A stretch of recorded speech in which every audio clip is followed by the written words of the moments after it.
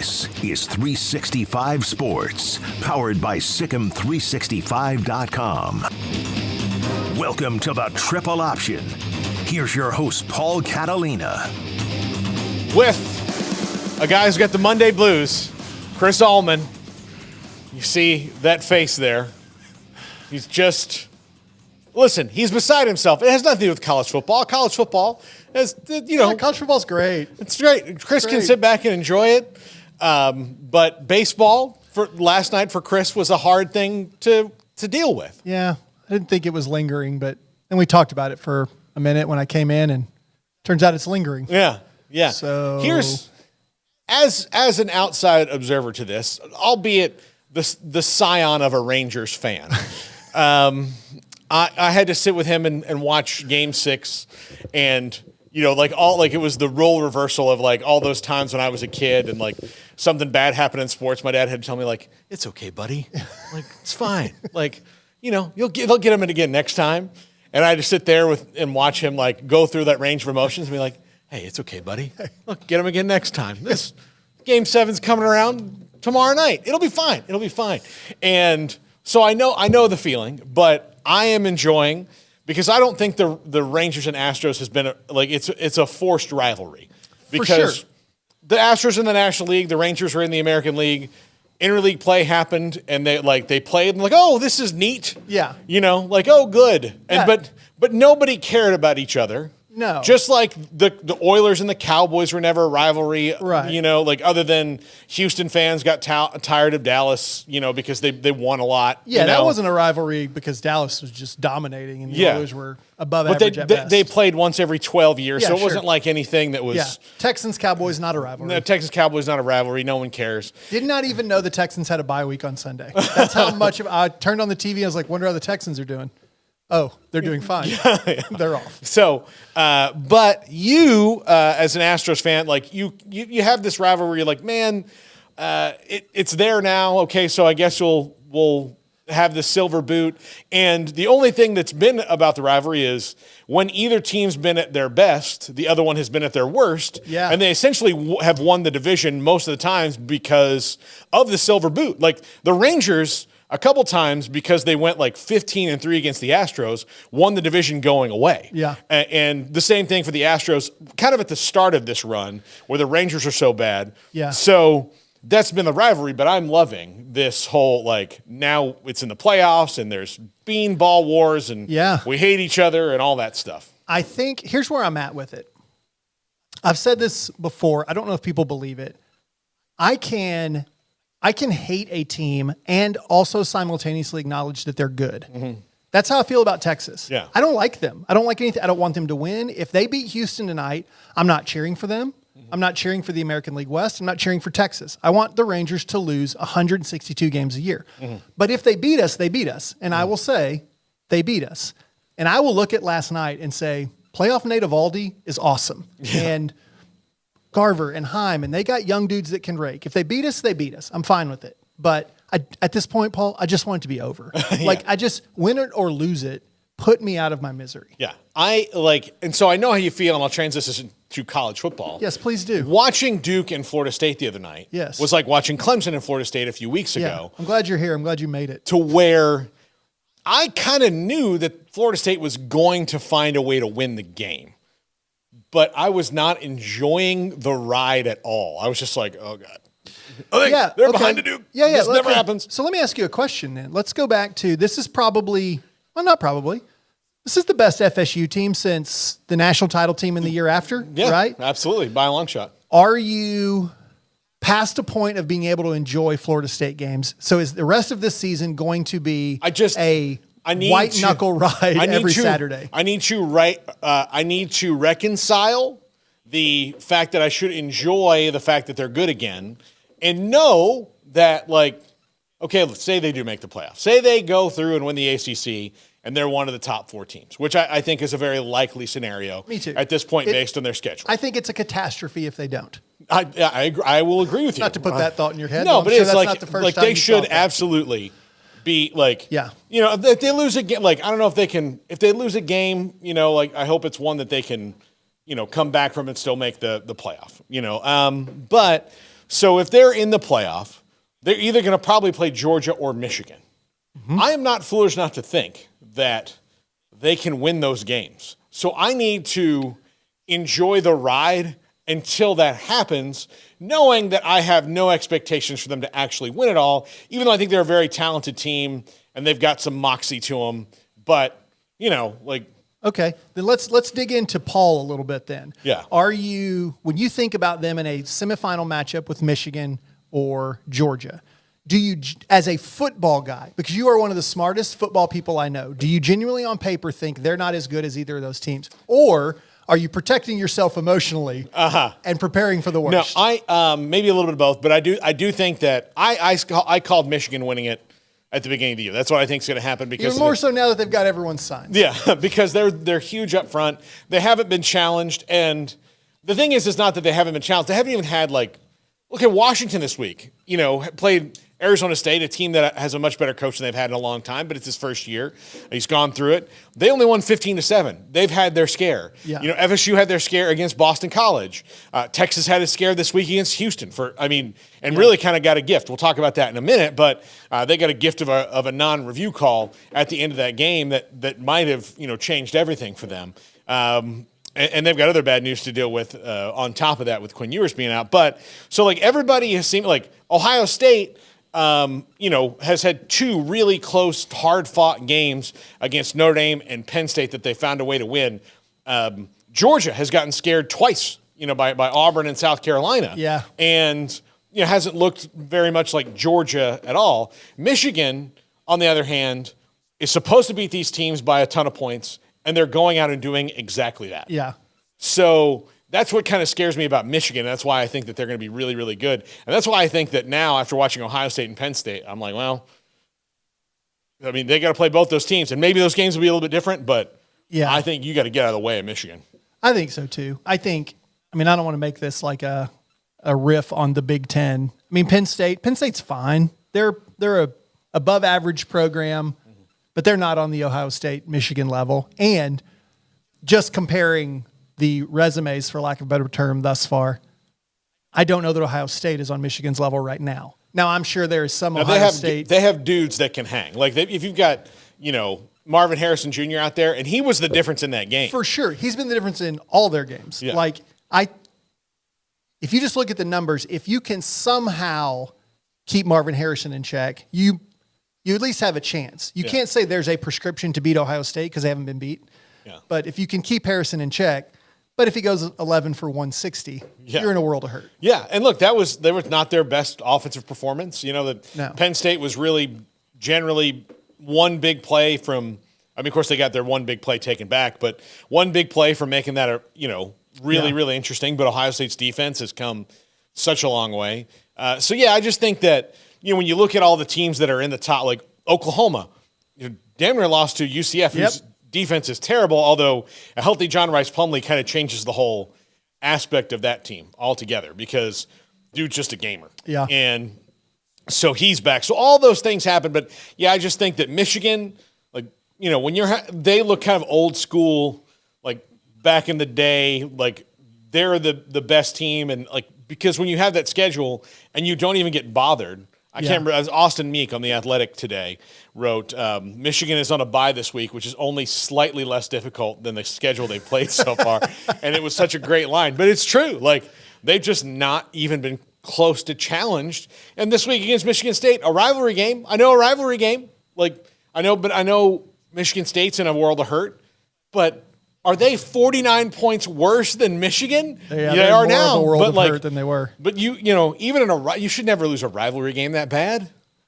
No. Okay, can you debrief me really quick? It will not surprise you to know that when I see a sign stealing headline, I generally avoid it. Yeah, I know. I don't. Yeah, you should too. That's. Yeah, I get it. Red Sox guy. Were you? Yeah. No, look at what is the? This is. I don't want to fight. Looking for clicks. Dog Michigan. They had an advanced scout at games, which is against the rules, right? That's what they're being accused of, and they've allegedly either suspended or terminated said staffer who was doing it. He's suspended with pay. Yes. Okay. And is there a continuing investigation, or is that it? Okay. And it's been going on apparently for a while. Okay. The investigation. Okay. So they've, the Big Ten's known about accusations and things, and so now Michigan is responding, and Jim Harbaugh's doing a thing like, listen, everything I do is on the up and up. Look at my glasses. Look at everything I do is. Look at my khakis. Yeah, does this guy? Look at this. Yeah, does this guy cheat? No. Look like a guy that cheats. No. Yeah, actually you do. Yeah. On a game show in the 50s. That's what Exactly what he looks like. Yes, he looks like that guy. So he, I don't know. Like, we'll see what happens. I think this is all. Eventually, Jim Harbaugh just goes and takes that NFL job finally, Yeah. and he can. The really sad thing about it is, much like the Astros in 2017. Of course, nobody found out until 2019. Yeah. When all it took was them releasing a guy. You will forever be a part of my life because you're the person that sent me that Athletic article. Yeah. And it's burned in my mind getting that from you. And it just kind of made my world crumble a little bit. So, But like that, okay, Major League Baseball was in like a real pickle in that they're like, well, we've investigated this. We promised no suspensions to players, which I think was the dumbest thing they could have done. Because then, like, you've got people like Joe Kelly that's like, oh, no suspensions? Okay. I'll handle the discipline. I'm fine with being suspended. I'm suspended all the time. I'll go drink beer in the stands. I'm cool with it. And little vigilante justice from Joe Kelly. Yeah, he's the Batman of. And in an empty stadium, too, just firing balls at Correa and Bregman's head in an empty Yeah. stadium. What a crazy person. This city deserves better. Kind of a thing. That was him. I showed you. But anyway, but they couldn't this is 2 years ago. It's not like we're not going to go and take it away from him. Yeah. And then if they do take it away from him, then there's going to be somebody from 1984 that's like, let me tell you about the Tigers. Yeah. And what they did. Doc Ellis was on LSD. Yeah. All those things. So yeah, they're just gonna move. They're trying to move past Yeah. it. But the NCAA is even worse than anything else. Like, honestly, I'm so glad that the NCAA is not involved in investigating murders. Oh, gosh. Like, if you who killed them? Like, oh well, we've brought in the NCAA. Like, well, we'll never find that out. The NCAA would be like, look, we've got a guy that confessed, but our hands are tied. There's just nothing we can do. We got all this stuff on video. 8 years from now, we'll adjudicate it out and we'll figure it away. So nothing's going to happen. And so say 18 months from now, when they finally do this, and they vacate Michigan's Big Ten and national titles, if those do happen. Right. Does No one cares. After they roll through Florida State and Georgia, are Florida State and Georgia going to be like, oh, we're the winners now? Yeah. Let's get everybody back together. Sure. And we'll play those games. Yeah. No, they're not going to. So Jim Harbaugh can send out a statement going, I don't really, I have nothing to do with this. This is all, news to me. We always run things in the up and up. I promise you we're not doing this. Even if it's going on, because in his mind, he's like, I'm not going to be here. yeah. Or what are you going to do to me? Yeah. What are you going to do? I'm still going to have the title. Yeah. And the team's going to be so good, you're going to be wondering, why I did this. Sure. Yeah. It's good. Honestly, right now, I made this mention last week, this is kind of the Watergate of college football scandals, and that Watergate had no reason to happen. It was just Nixon and his people being absolutely paranoid and crazy. Yeah, because that's fair. They were winning that. They won 47 states or something like that. So he was in no way going to lose that election, but somehow the paranoia that was built into Richard Nixon just naturally was like, yeah, we got to do this. Yeah. Can they hear the mowers outside? Does that come through on everything? I'm sure it does. It probably does. Yeah. Golly, we get it. Do you have a hot sports take, sir? You trying to get our attention? I also feel like Harbaugh's he's a lightning rod. Yeah. He's a weird guy. Yes. Right. And he's a lightning rod because he's said some kind of wheels off things. Some things that aren't his wheels He had off. a slumber party at a recruit's house. But I feel like he's a little bit of like a boogeyman. Like you can't go wrong just picking on Jim Harbaugh. That's very true. And so I think just like the Astros or the Red Sox, I doubt they're the only ones doing this. They just happen to be at the top of the pile right now. Well, and Harbaugh's a guy you can poke think, at and not going to get much pushback. I think most teams have people that are trying to steal signs within the bounds of the rules. Like Brent Venables is apparently really, really good at it. Like he can look over at you for a quarter or so, and then he's kind of got it. Dude, people that steal signs are good at stealing signs. I mean, my dad can sit in the bleachers at a high school baseball game and pick up the other team's signs. Yeah. It's amazing. So so like people who do that, it's just when you're like, you know what? We're so good at doing this today. What if I knew before we went and like I could focus on other things during the game? If they changed them or anything, that's what I can react to. Yeah. But early on, we can jump on teams because I know all their signs first. And I know what they're, even if they're doing like the, Mickey Mouse. Zach Morris, Lee Corso, like that whole thing. Even if they're doing that, I'll figure out that code.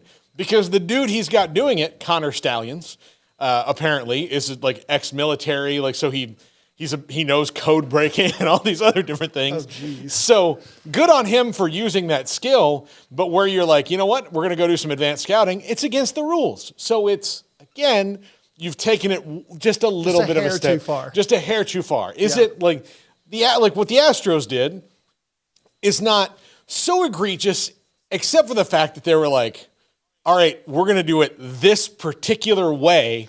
And you're like, well, that's just, everybody else has got something that they're doing, but why do it that way? Yeah. And do you mean the trash can, or do you mean the just real-time stealing of the signs? Well, the technology thing was like, that's a bit of like, unless you're just going to, and that's why they've got the, the technology now. And I hope that's what happens. Like, just, there are ways to deal with this now where you don't have to worry about it and you can take away that part of it. Yeah. Because no matter what you do, like, everybody's got a camera. Sure. So if I could just change something, it would be that they wouldn't bang on a trash can, because I've been whipped so bad with trash can jokes every day of my life since 2019. I would have just preferred they have a different means of communication. Yeah. I would settle for that. What if it was just like, ha, ha, ha, ha. Curveball. What? Yeah. Bang the trash can. Yeah. Like, just 2 claps is a changeup. There we go. And when you hear the third base coach coughing, then that's curveball. If Gary Pettis waves you home, it's curveball. Gary Pettis waves everyone home. Are all throwing curveballs? No. So yeah, I don't know. Like, it just seems to me, and I think that's going to be the most comical part of this is it's the most unnecessary thing. Look, much like Kansas and the basketball scandal, like, all right, like, I know that like it's all legal now, but did you really need to go to that length to get these guys? But you're right. It is a lot of it's driven by paranoia. Yeah. When you're trying to stay one step ahead of what the rules allow, you're always trying to stay within the margin of error, right? And so be it Harbaugh, be it Watergate, be it using a shoe company to steer recruits to your school, you're always trying to stay, you're paranoid about some things that may not even be real. Yeah. Yeah. That's probably what this is. You're right. Yeah. I mean, like, again, if you could, like, if you go back, especially, I'm a bit of a Watergate nut because I like listening to all these people who got like caught up in it. And like listening. Is that how you met Amanda? Yeah, I'm a bit of a Watergate nut. But I, if you listen to like any of the people who are like caught up in Watergate, who are just like in the moment, and then like they're like, I really sat down and listened to G. Gordon Liddy tell me all this stuff, and that guy was nuts. But I believed it. Like, it's just when you get some distance from it. Yeah. And I will leave out the current times like mirror of this, but. When you get some distance from it, you're like, I can't believe I listened to that guy. Yeah. Like, that was, I mean, he seemed fun and he had a lot of like cool stories. And then all of a sudden I'm like, are we really doing this? Like, we're winning this election like a lot. Like, we're really doing it. And that's most of what they all kind of sound like is, now there are still some that are like dyed in the wool. Like, no, we had to. And you're like, well, Well, thank goodness for Forrest Gump staying in that hotel and seeing that all happen and breaking that case wide open. Yeah. And look, and here's, how they got caught? They They put tape on the door the first time they broke in, and they had to leave. And the guy saw the tape, the security guard saw the tape on the door. And then he came back the next night, and when they were going again, he saw it again and was like, well, this can't be a coincidence. So it wasn't even, Does that guy have a Presidential Medal of Freedom? He probably should. No, he had to leave. His life became so hellish. Have you ever seen All the President's Men with yeah. Redford and Hoffman? Great movie. Exactly. That's where that's what kind of started it for me. Yeah. Whereas that was as a newspaper guy. I wanted to write for newspapers. That's what my degree's in. That's how I ended up in radio, which is not the same as newspapers. That was a really super formative movie because you saw those two guys and you're like Woodward and Bernstein and you're like, man, those guys are rock stars. And again, all it takes is one person in the middle of it going, this is stupid and unnecessary. I can't make them stop. So now I have to I've told them every time, I don't know, this is a good idea. I think you need to, we could be spending these resources elsewhere. Yeah. Where there's real issues. And no. Yeah. You got to make sure that the pinkos haven't gotten in, and that's where I think Jim Harbaugh, they're going to come to this is well, why? I mean, we're so good. Yeah. We've done such good recruiting. Yeah. Why even do this? Especially when you've got a guy who can probably do it on the sidelines like that. Yeah. Why even send him out? Sure, yeah. Then why even do it? I'm going to get you a shirt that says I'm a bit of a Watergate nut. It's my favorite thing I've heard you say in a while. I am. I mean, that one, Watergate and the Cuban Missile Crisis. I'll read anything about those two things. Okay. Yeah. All right. I would say this is such a weird thought I had on the way here because I was driving here and I looked in the rearview mirror and I was like, I'm wearing a hat. I just look like a mess. And then I had this random thought. I've never seen Paul wear a hat. Do you wear hats? Yeah. Okay. On the weekends. Okay.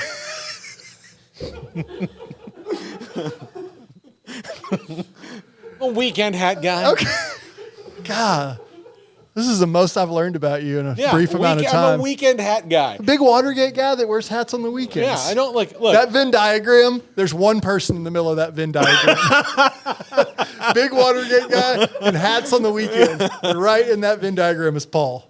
Yeah, no. Look, Craig's the hat on the air guy. Boy, we can't have two hat on the air guys. I've never seen Craig without a hat. In fact, I'm convinced the reason he wasn't able to come to your wedding reception is because he maybe thought he couldn't wear a hat. Well, he could have, totally could have. I know he could have, but maybe he thought somebody's going to make him take his hat off. Yeah. Okay. No.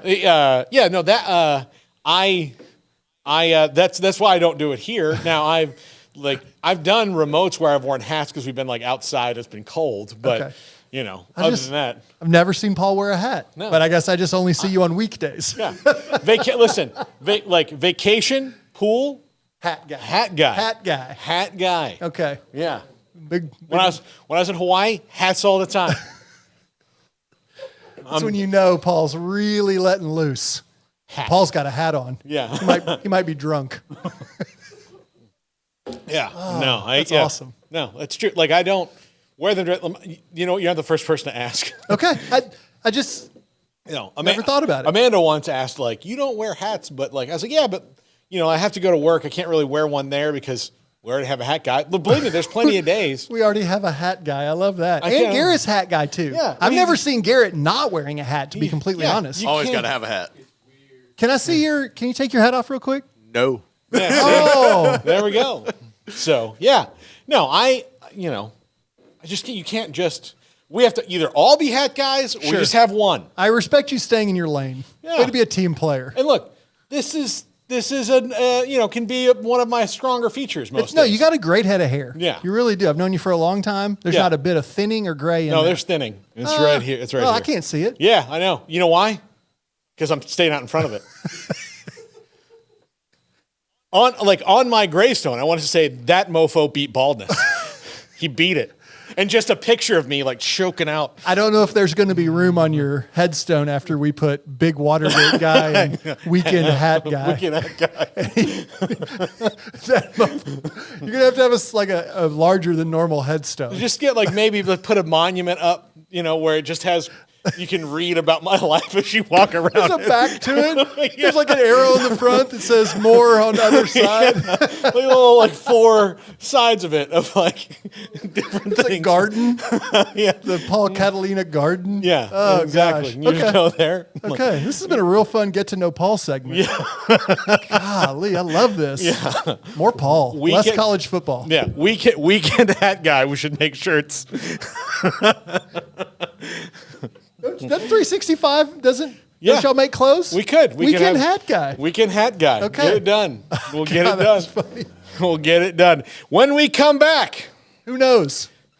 yeah, who knows? Was supposed to be what teams are out of it, but who knows? Who knows? Who knows where we go in segment 2? This is the triple option of 365 Sports. If your business is like most, you need things done quickly. But if you're still tying your critical applications together on multiple shared public networks, you've probably been feeling the slowdown. And that's no good for business. A private UPN fiber network can get you and your business moving at the speed of light. Whatever you need, we can build it. Internet, Metro Ethernet, Waves, dark fiber. We deliver custom private networks and are focused on business customers only. Our next generation 100% fiber optic infrastructure offers you low latency and ultra scalable bandwidth with speeds up to 100 gigabit to run your critical applications. Your connection won't be limiting your performance anymore. It's diverse and scalable, so it can grow and change as your business grows and changes. And with a secure carrier-grade private network, you'll have all the reliability you need. Contact UPN today to learn more. Fast just got faster. This is 365 Sports, powered by Sikkim365.com. Welcome to the Triple Option. Here's your host, Paul Catalina. What teams are out of it in college football, and maybe more of my fashion behavior. I don't think I've ever seen you wear a tie either, but I don't know that I've ever been. I've worn lots of ties. Here's the thing. I've not worn one but once since the pandemic started. Okay. Because I think that's the greatest thing COVID gave us was. Not wearing formal wear. Yeah. No, I think that's good. She got married on the beach, right? Yeah. Ain't no ties on the beach. Nope. Nope. I wore a Did you wear a Hawaiian hat? shirt. Did you wear a No, hat? wear a when you- hat. No, I did not wear a hat. Must have been a weekday wedding. No, it was. It was a Wednesday morning See? at So 9:30. no hats. Okay. Yeah. No, I mean, it was. Let's beat this joke into the ground before 2 o'clock. Now, look, by 1 o'clock when I was out by the pool, hat. Hat guy. Back in the hat. First act as a married man, hat. Done. Like, brunch is over. We got to put the hat on. Let's not be ridiculous here. Hat rules. We got hat rules. So, all right.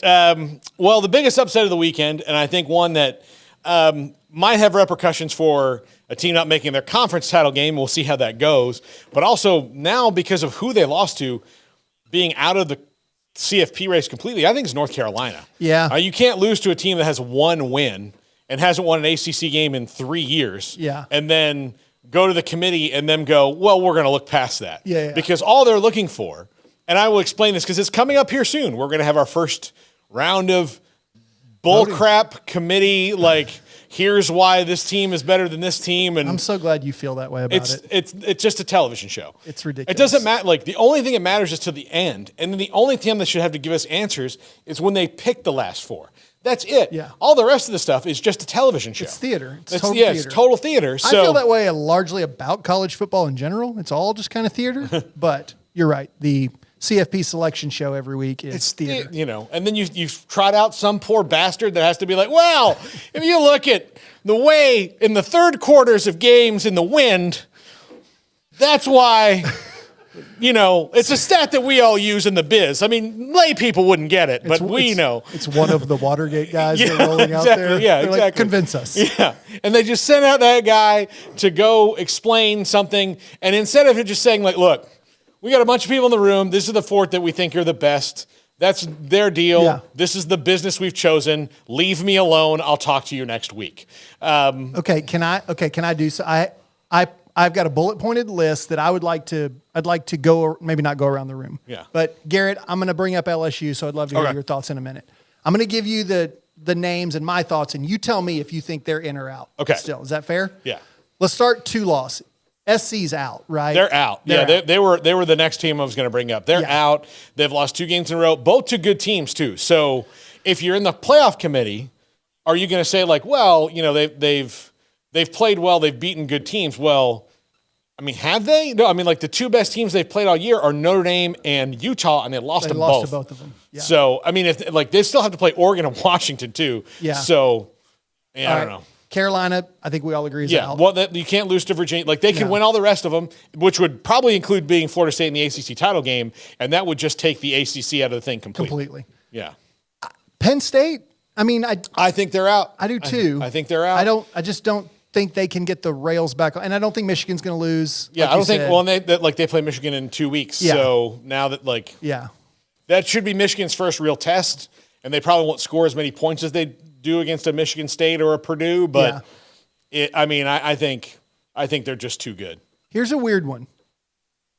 Louisville, if they run the table, that would include that. Well, see, here's the deal: if they run the table, Florida State runs the table, and North Carolina runs the rest of the table until the ACC title game, then it's going to come down to them and North Carolina for who is going into that. And then you get into these really arbitrary tiebreakers. Yeah. So I don't think Louisville's going to run the table, but I don't think they're necessarily out of it. But their loss is to Pitt. Yes. So I would think that if Louisville runs the table and wins the ACC, then that's just knocking the ACC out of it. Yeah. So right now, as it stands, the only way the ACC, I think, can make the CFP is if it's Florida State.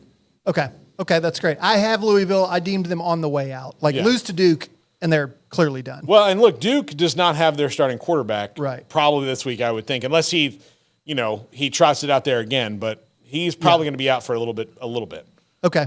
I think this is an absolute no-brainer, but LSU is still in, right? I mean, I don't think so, man. You don't think so? You don't think beat Bama in 2 weeks? But you've got that bad loss to Ole Miss. But Ole Miss is 6-1. Yeah. And they've got the other loss to Florida State. I think because of the cachet of being LSU and in the SEC, I think a 2-loss SEC champ is getting in. You could, if they win out, I would say that they're still in it, but that's a tough ask. You're going to have like Washington or somebody else is going to have to. You're going to have a couple of losses for them to get in. They're going to definitely need some help. I just don't see a realistic way for them to get in. You need the Pac-12 to certainly cannibalize itself. Okay. So along those lines, if Ole Miss runs the table, Ole Miss would be in, I would think. Yeah, because they'd have just the one loss to Bama, correct? Yep. Okay. I mean, I'm not even counting Bama's not even on they're in. If they keep winning, Bama's in, right? There's no reason to talk about that. Yeah. All right, let's go Pac-12. So we know Oregon can still get in, right? Yeah. Oregon wins out. Oregon State, if they win out, in or out. How many? They have 2 losses though. Oregon State just has the 1 loss, I think. Did they get beat this weekend? Did Oregon State lose this weekend? Or was that, I thinking, Washington State? Washington State lost this weekend. Okay, they play. All right, never mind. I mixed those two I think up. Oregon State just has the 1 loss. Yeah. I guess the question really is, can a 1-loss Pac-12 champion Oregon State didn't play this week. Get in? Yeah. Yes, I think a 1-loss Pac-12 champion can get in based on... Even if it's Oregon State? Based on the strength of that league. They're 11th right now. Okay. You run the table in the rest of that league, then I think you got it. What about Utah? Yes. Okay. Yeah. You think so, Garrett? Yeah. They should be able to. Here's the deal. Utah is going to get in that committee, and there's some old school football coaches in that committee. And if they, again, win the Pac-12 for the 3rd year in a row, I think very much they're a contender in that. Now, because they win ugly most of the time, that might be maybe the Pac-12 isn't as good as we thought it was, kind of nonsensical thing of, as opposed to this is the opus of the Pac-12 and the best season that they've ever had, and whoever wins it should probably be in the CFP because they're probably one of the 4 best teams in the country. Yeah. Obviously Texas, if they went out, they're going to win the Big 12. They're going to avenge their 1 loss. They're going to be in, right? Easy. What about Notre Dame? Notre Dame with 2 losses would have to be a lot like LSU in that, they've got the two L's, one of them's to Louisville, one of them's to Ohio State. So you would really hope that Louisville finishes 9-3.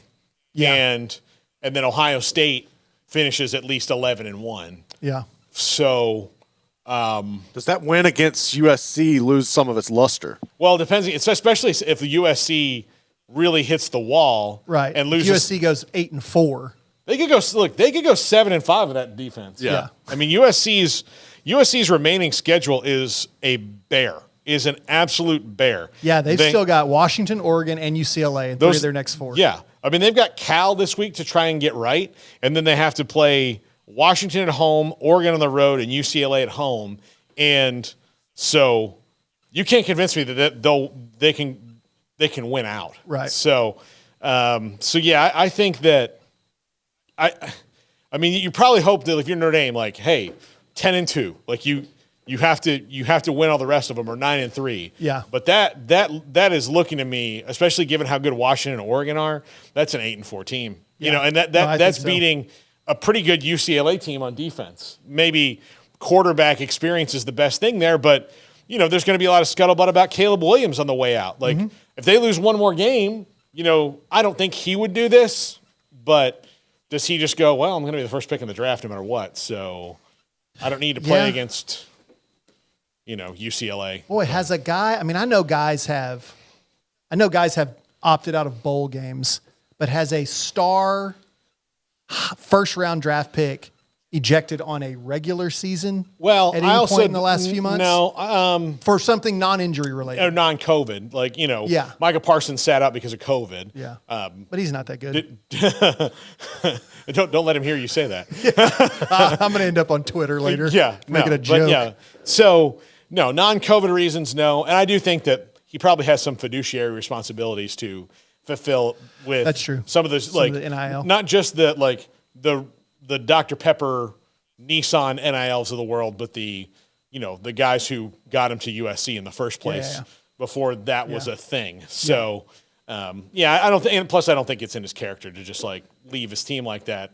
I just don't. I mean, you know, you don't want to play in the bowl game, which is going to be not a big deal. All right, fine. That's kind of accepted practice now. I think it sucks, but I saw someone on Twitter, and I hate any sentence that starts that way, float the idea that he needs to shut it down now. But it was Emmanuel Acho. Yeah, I was about to say the person that floated it's a buffoon. Yeah. So no offense. No, hey, you're a buffoon. He got christened by Oprah, and then when that happens, you think that every thought you have, people should hear. Here's why. Honestly, if Oprah came in here right now and said, like, Paul, you're the smartest college football guy, I don't know what's going to happen. I'd like to think I could retain that humility, but then all of a sudden, like, a bunch of 50-year-old women are going to ask me what I think about things, and then my ego might explode. Like, so I don't know. Do you want to hear about two sports paths diverging, me and Emmanuel Acho? Yeah. So we have mutual friends down in Austin, and one night we were just hanging out at this guy's house. His name's Russell Haney, and he's buddies with Sam and Emmanuel. So we were all just hanging out. This is a decade ago. And we're just shooting the breeze, and we're talking sports, and we're playing the game of, like, who do you associate him with? So it's the, like, I don't know, is Barry Bonds a pirate or a giant? Yeah, right? yeah. And it was super fun. I was like, man, Emmanuel Acho is cool. And then here we are a decade later, and I'm here talking to you. Yeah. And he's Oprah's homeboy and saying really nonsensical stuff. Yeah, look, so again, I don't know who won. I feel better about my career path than his. When Oprah christens you, takes out the water, says, I do this, it's amazing what it does to people's egos. Is that how people are christened? Like this? So I've never been to a christening. Baptist. That looked like a Harry Potter type thing you were doing. Easter. Okay. The priest will go around. He's got a little bucket of holy water, and they take your baptismal vows as an adult, and he like sprinkles water out on the crowd. So I'm learning so much today. Yeah, it's I might be Catholic by the time I'm done. Here's the deal. Show as an altar boy, it's one of the least fun things you can do because you have to like keep pace with a guy as he's like. Because you hold the bucket, and then he like dips it, and then sometimes he stops because he doesn't feel like he got a good, good dousing, and then you've already moved on to the next row of pews. Like you're like, sorry, we're off rhythm. Yeah, or like happened to me, the priest is desperately old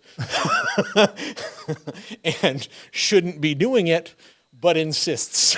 Oh my! So that's what happens when you're in South Florida. Yeah, but who's in the playoff? Who did I miss? Anybody I left out that you think is we had Carolina, Penn State, Louisville, Ole Miss, LSU, Oregon State, Oregon, Utah, Texas, Notre Dame, SC. Yeah. I mean, nobody with 0 losses is out yet. Obviously. No. Look, like Mizzou only has 1 loss. But I still keep waiting for the other shoe to drop on Mizzou. Well, they had some clean looking uniforms this weekend. Yeah. They look good. Yeah. But Mizzou's next 3 are Georgia, Tennessee, and Florida. And so great team, good team, okay team. Yeah. Florida's 5-2, but I don't think anybody's, saying Tebow's walking through the door again. Sure. So, yeah. But yeah, I think so that probably has some comeuppance on Mizzou. But yeah, North Carolina, look, they're 17th.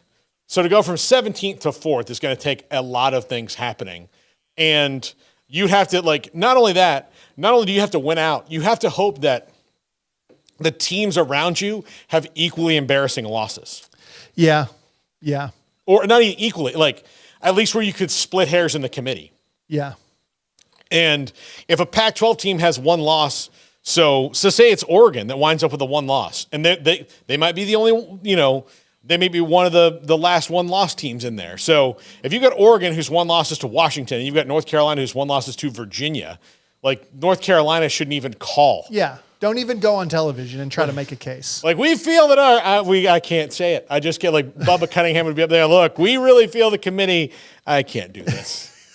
I have too much respect for myself as a man. I can't do it. Mac, what do you think? I agree. I don't know why we're here. G. Gordon Liddy put this idea in our heads. Let me talk to Sally. Here we go.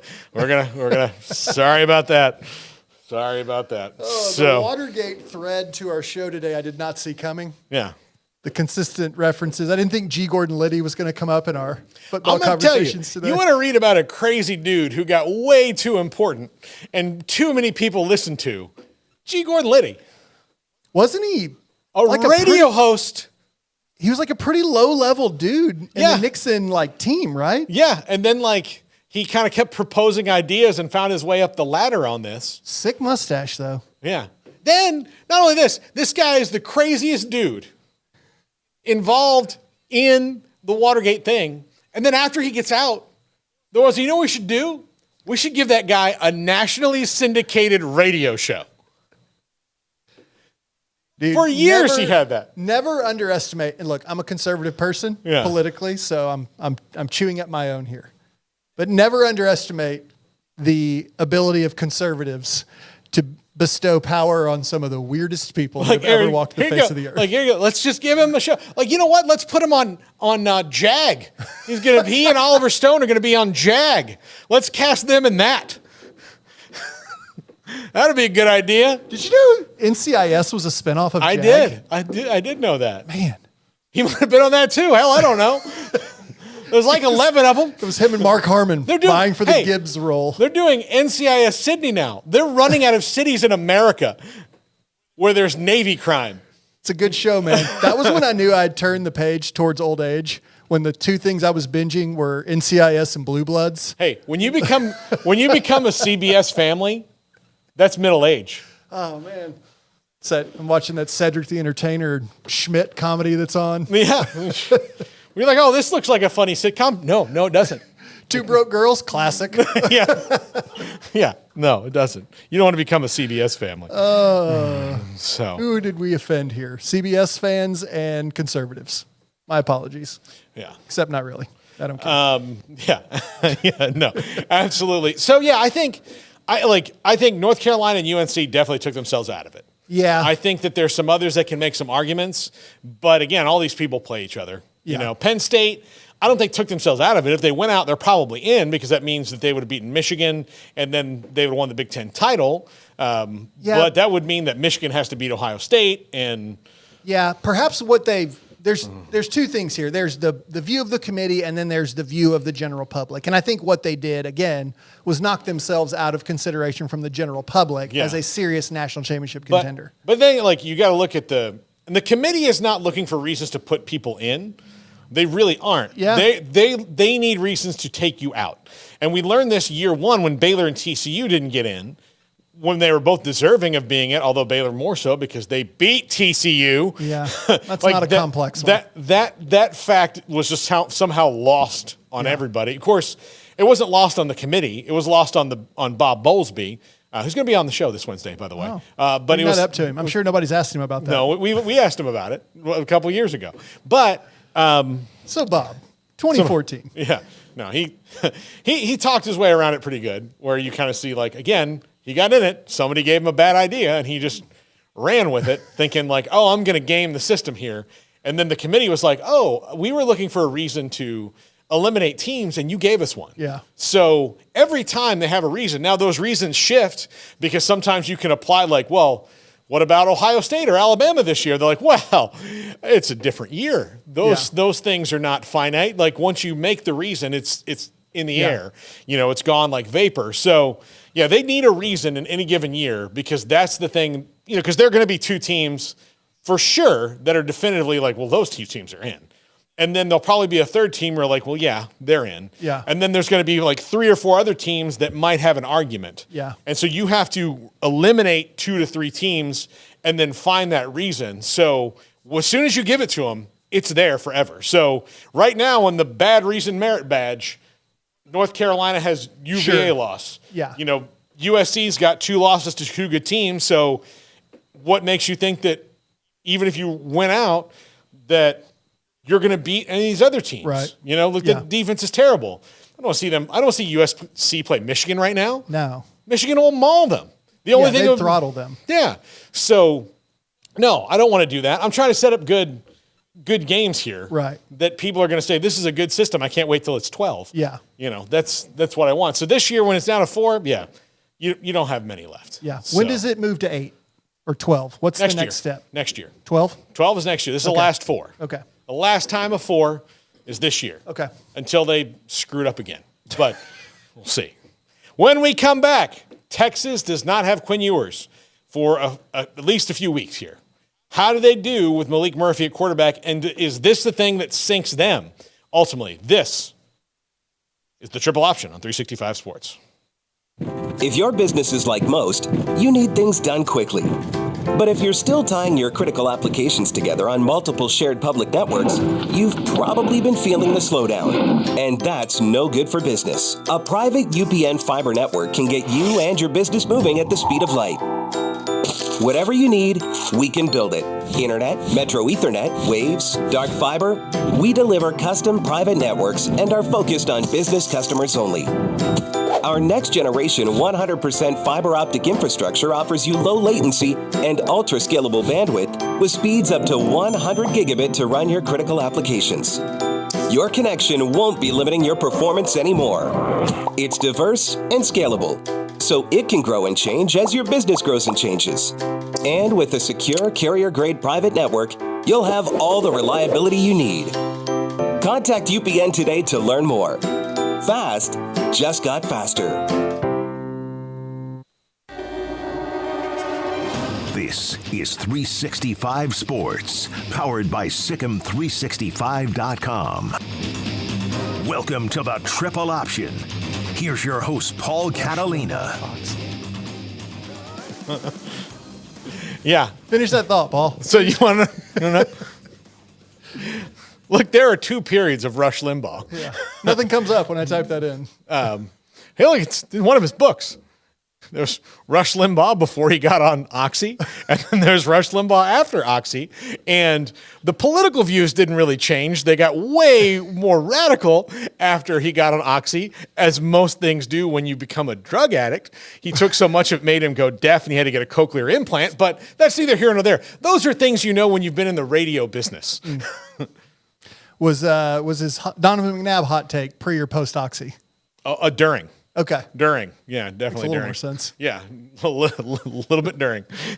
Quinn Ewers. Yeah, Quinn Ewers. Hopefully not taking Oxy. Not on Oxy. No. So he does have a shoulder injury, an AC joint. And so Texas will be without him. He hurt I think it was his collarbone last year in the Alabama game that he missed some time. And then he's got this AC joint, which Texas has been rolling along pretty well. As she'd only lost 1 game, and they lost it in the last minute. So this is a team that could very well be in the college football playoff. But now Malik Murphy, who looks Steve Sarkisian, can say everything he wants to about Malik Murphy. And Malik Murphy is a very athletically gifted quarterback. He's a redshirt freshman. He was very highly recruited, big guy, huge arm. Like, he is out of the catalog. He is the one you'd want to get as a quarterback. Yeah. So, but he's also never played before. So there's the risk you run when you have a backup quarterback. Now, Texas and Oklahoma, their lovely parting gift from the Big 12 was, we're not going to mess with your schedule all that much. We're going to give you a couple things, like we're going to go to Houston and send you into a trap game after Red River. But their schedule on the way out is this week BYU, Kansas State, which will be tough. Mm-hmm. That's at home. And that would probably, I would think, be likely without Quinn Ewers. Although they say it's week to week, but shoulders are usually 2 to 3 on the low end. I think the only definitive thing they've said is that it is not season ending. That's really the only thing they've said. Yeah, but the season has, for them, at least 7 more games, 6 or 7 more games potentially. Yeah. So, yes, I was going to say, it feels like all 5 games left on their schedule are winnable and or losable. Yeah. Starting with BYU this week. So BYU's been okay. I mean, like, they got throttled by TCU, came back, beat Texas Tech really badly. Yeah. And then you've got Kansas State and TCU back to back, and then Iowa State on the road, and they're playing really confident right now, and they're very physical. So I would think that that's probably their best shot to either have him back by TCU or Iowa State. And then you have Tech at home Thanksgiving weekend to end the season. Tech is in a bad way right now. Yeah. But if they find their way out of it and, get that one, like they're either playing tough opponents or trap games from here on out. Texas Tech is? No, or Texas is. Oh, gotcha. Yeah. And doing that with a quarterback who hasn't played makes things really nerve-wracking, especially when you've got teams now that might see you, in spite of everything you've got going for you, as more vulnerable. Yeah. And you're going to get some – they're going to – like, I promise you that BYU and Kansas State, if Malik Murphy is the starter, will take some risks that they wouldn't normally take because they've got a quarterback who hasn't played yet. Now, Malik Murphy could certainly, make them pay and be like, okay, I was the, number 2 or 3 rated quarterback in the country for a reason. Yeah. I'm just sitting behind the guy who was that the year before me. Right. So just watch out. I'm waiting for my spot. And Malik Murphy's not been healthy either. He fought through injuries last year in spring, so nobody's ever really seen the guy play. Right. And or play any kind of meaningful stretches. So this is meaningful. Yeah. This is getting Texas back to prominence. Yeah. But Quinn Ewers had, and he had such a command of the offense, and things were going so well. This is, when you already have your mulligan, which Texas has, and you have no more room for error, this is doubly bad news. Yeah. And I think, when you've got a backup in at quarterback, the playbook and the coaching staff become even more important. How is this prepared? How is this managed in game? And BYU will disrupt whatever you've got planned in game, right? Super physical, tough team. And then, I know they've had a couple of losses this year that were unexpected, but Chris Kleiman will go match you wit for wit with the best of them. And so whatever Sark's going to run Murphy out there with, Kleiman can adjust to. So this is not like, hey, you've got Southern Louisiana and Rice to get accustomed to. This is like deep in. So I don't know. Is it, you probably know tendencies better than me. Does Sark dial it back a little bit and try to ease him in? Or, the dude's got studs all around him. Yeah, I think that the thing you have is, like, you can probably take some chances and see what he can do early. Yeah. And then if you have to dial it back, you're still giving the ball to Jonathan Brooks. Yeah. You're still throwing shorter passes to Jatavian Sanders. You might run some deep, you've got some guys but you've got studs all around them. And so that's the good news. Yeah. But the bad news is that, you're probably going to be playing a lot of these games close. That's where I think the rubber meets the road on the backup quarterbacks. Yes. Is this guy ready to come in and play in close games? UCF actually is a good example of this. Mikey Keene, who's the starting quarterback at Fresno State and doing well there, was the backup to John Rice Plumlee last year. He and John Rice Plumlee are kind of like the same skill level. That doesn't always happen where you can put the backup in and, like, they're good in the big moments. Right. Like Mikey Keene was good in the big moments for UCF last year. Yeah. And obviously found his way to another starting gig because, John Rice Plumlee was going to be there. So you can't, always do that. Like, I don't think there's maybe 3 schools in the country that could do it.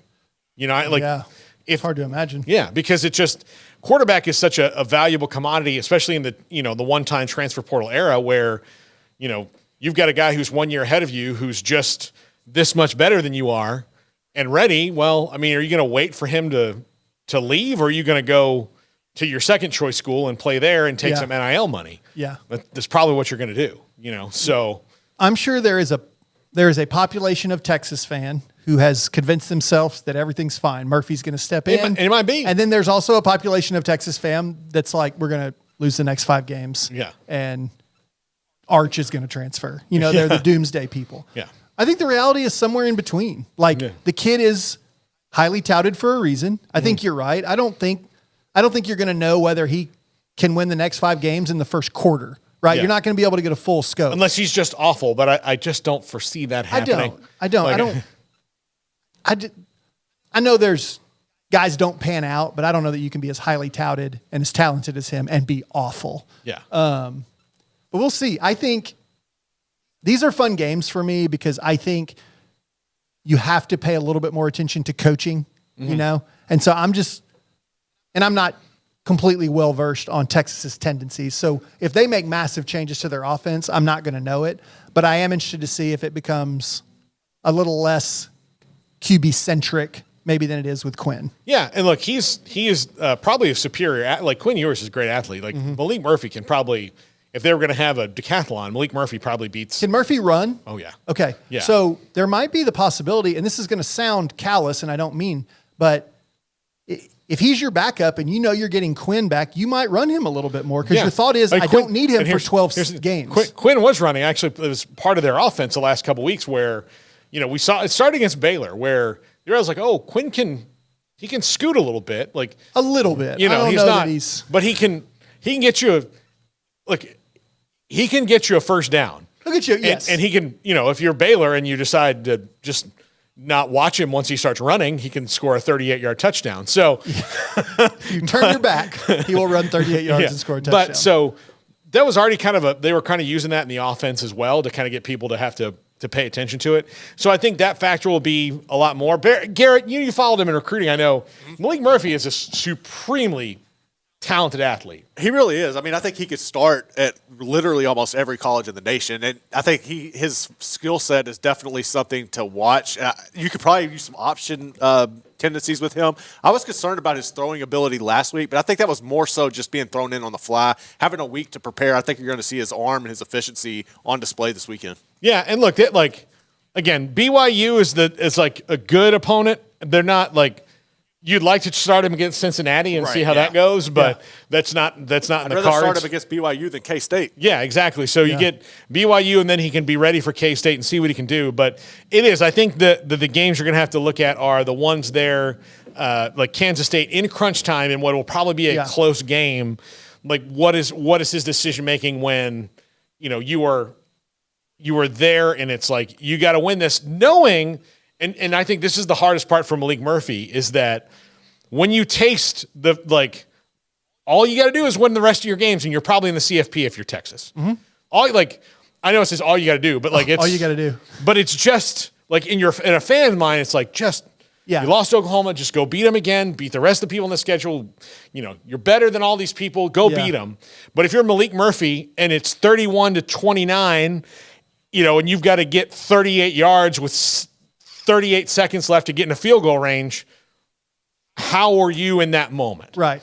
Because a lot of people have to grow into moments. Yeah, you can't Nobody wakes up in the morning. Replicate that. Nobody wakes up in the morning and they're John Elway, right? Nobody John Elway even had to learn how to be in the moments and all those things. So yeah, how is he in those big clutch moments? And look, Quinn Ewers actually, to me, proved that he was good in clutch moments in the Oklahoma game. It was not because he had a pretty bad game by comparison with 3 turnovers. Yeah. Late in the game, he was tough. He made a tough run. He got him to field goal range. They kicked the field goal, and they were poised to win the game if their defense can get one more stop with less than a minute and a half left. It just, again, Dylan Gabriel made magic, and you have that one loss. So now, knowing that the pressure of the least realistic fan base in all of sports, Cowboy fan begs to differ, but I see your point. overlaps. Same people. And Cowboy fan has one viable scapegoat. Jura? Yeah, which Texas fan doesn't. It's a constantly moving target of whose fault it is. That's true. So the Cowboy fan has the scapegoat of Jerry, although overlaps very strongly. The Venn diagram in that one is crowded. Hey, Garrett, those are really good Malik Murphy points you made. Will you take your hat off now? Dude, look, my receding hairline's begging to differ. No, Okay. I will not. Are you more likely to get on camera and take your hat off or your shirt off? Hat. I mean, I'll take, look. Oh, okay. It ain't bad. Okay. I mean, it's terrible. I used to have Thank long you. hair, though. Thank you for Used to that have peek. cornrows. He just misses it. Okay. He I misses actually miss my hair. You're a Yeah. handsome guy, Garrett. Yeah. I don't know about Sell all yourself that. short. Yeah. You're a tremendous slouch. You may be just giving me an idea for one of our punishments. Thanks, Chris. Grow hair. Appreciate that. We'll get Garrett wear a toupee. No. And believe me, with the budget we have, it will not be one that you cannot tell it's not. It wouldn't be like, oh, hey, did you get a haircut? That's nice. It would be, what are you doing? Hey, man. What are you animal doing? on your head? It would be that. All right. Well, Chris, enjoyed it as always. That was a blast. Maybe We're I all- should just do little like Watergate snippets on our I'm YouTube telling you, shorts. the more I get comfortable standing over here, the more we're just going to interject weird Paul facts into this thing. So we might be 50-50 college football by the time this is done. Yeah.